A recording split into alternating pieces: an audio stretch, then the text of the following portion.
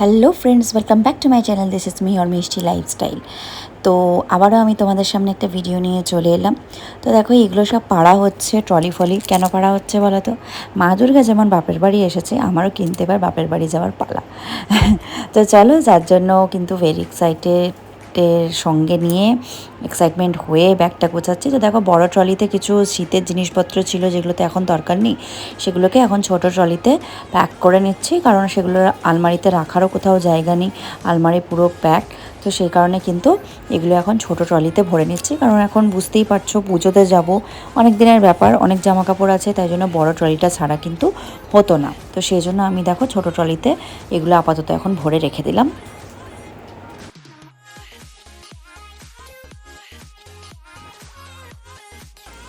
তো এরপরে বড় ট্রলিটা গোছানোর পালা।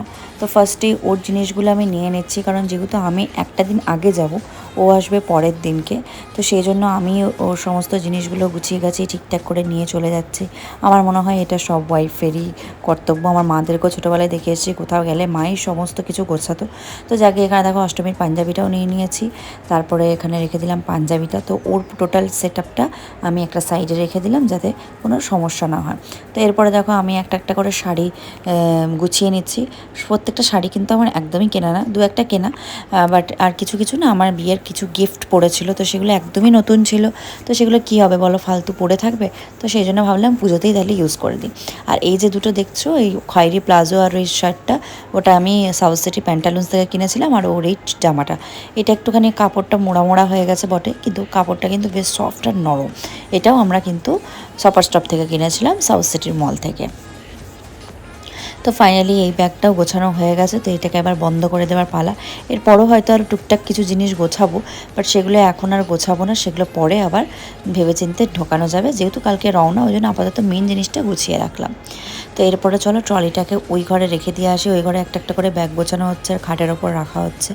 একটা যেহেতু এই ঘরটাতে তো আমরা শুই, আর এই ঘরটা তো খুব একটা খাটটা কাজে লাগে না, ওই জন্য এখানে দেখো এই একটা ব্যাগ প্যাক করে কিন্তু অলমোস্ট রাখা আছে, আর এই ট্রলিটাও এখানে রেখে দিলাম। তো এরপরে চলো একটু ঘুরু ঘুরু করে আসি।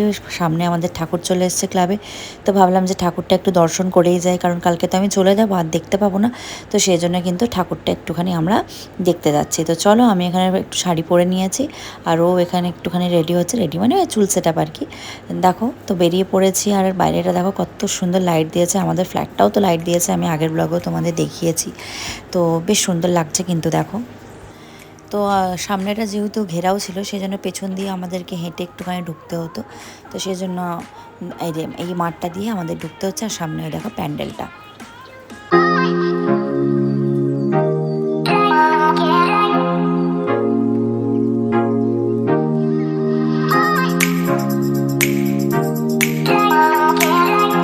আর এটা কিন্তু দশদ্রন মোড় অবধি এই লাইটটা দেওয়া হয়েছে। দেখো, তোমাদেরকে একটু জুম করে দেখায়, এই লাইটটা কিন্তু ভীষণ সুন্দর লাগছে দেখতে। এটা অনেকটা অবধি দেওয়া হয়েছে, একদম মোড়ের মাথা অবধি।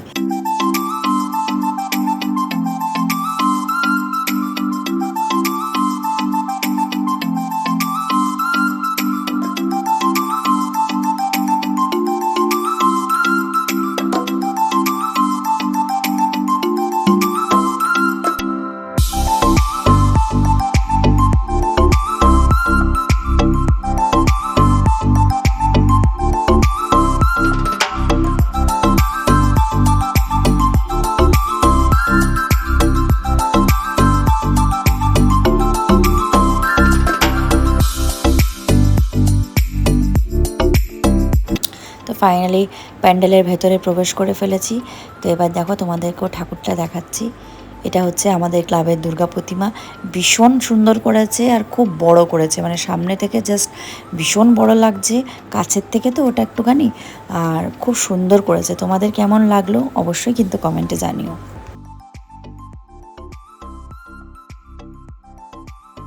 তো তারপরে চলে এসেছি আমাদের পাড়াতে একটা ফুচকাওয়ালা বসে, আর আমি যখনই ফুচকা খাই এই দাদার থেকেই খাই। তো আমি মানে খুব ভালো বানাই আর কি। তো ভাবলাম যে চলো একটু তাহলে ফুচকা খাওয়া যাক, আর পুজো মানেই তো বুঝতেই পারছো ফুচকাটা মেন। আর আমি যখনই বেরোই একটু একটু করে ফুচকা খেয়ে নিই। তো চলো এবার ফুচকাটা একটু খাওয়া যাক।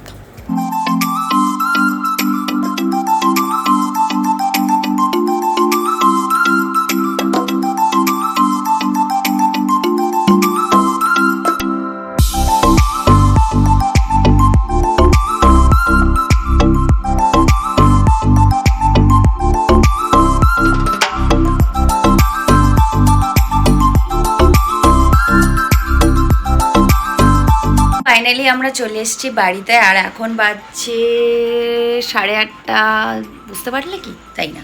যাই হোক, এখন বাজছে 8:30, আর কালকে একটা বিরাট এক্সাইটমেন্ট হতে চলেছে, যেটা তোমাদেরকে বলেও দিচ্ছি।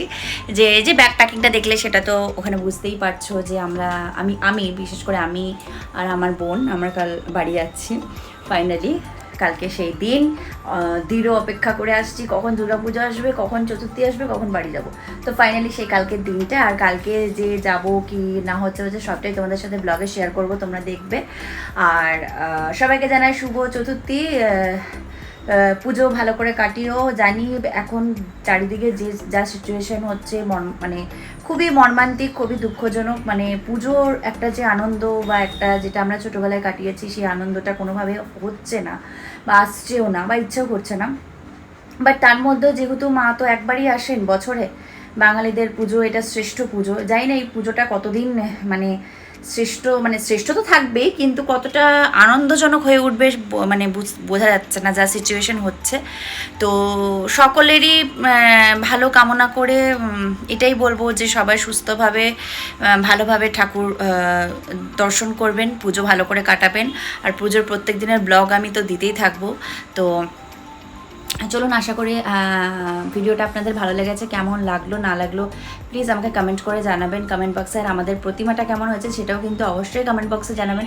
ভিডিওটা ভালো লাগলে একটা লাইক করে দেবেন, আর যদি ভালো লাগে আমার চ্যানেলটা সাবস্ক্রাইব করে দেবেন, যারা নতুন তাদের জন্য বলছি। তো চলো, আজকের মতো এখানেই ভিডিওটা শেষ করলাম। দেখা হচ্ছে আবার নেক্সট ভিডিওতে। ততক্ষণের জন্য টাটা, সবাই ভালো থাকবেন, সুস্থ থাকবেন।